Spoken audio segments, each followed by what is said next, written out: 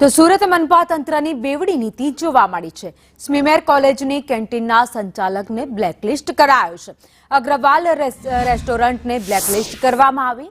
Contractor blacklist છતાં એને જ કોન્ટ્રાક્ટ આપવામાં આવ્યો છે। સરથાણા જૂનો કોન્ટ્રાક્ટ આપવામાં આવ્યો છે। નોટિસ છતાં ભાડું દંડ વીજ બિલની રકમ હજુ બાકી છે।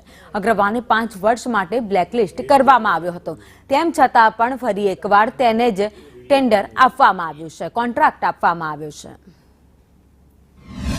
એવું થાય કે એ ઇજારદારને કોર્પોરેશનની અંદર કામ કરવામાં કોઈ રસ નથી, ભલે એમણે ટેન્ડર ભરેલું હશે અને એ પ્રમાણે કામ આપી પણ દીધું છે, પણ એમને કોઈ રસ નથી, એમને કોઈ ડર પણ નથી કે ભાઈ મને બ્લેકલિસ્ટ કરશે।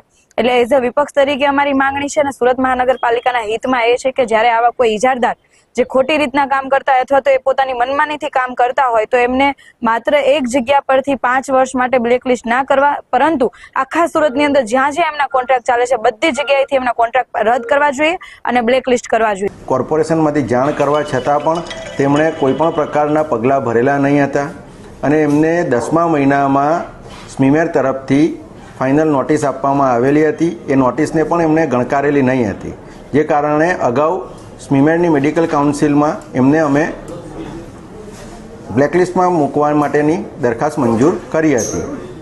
આજે આ દરખાસ્ત અમે મંજૂર કરીએ છીએ અને અગ્રવાલ રેસ્ટોરન્ટ કેન્ટીનને 5 વર્ષ માટે બ્લેકલિસ્ટની યાદીમાં મૂકીએ છીએ।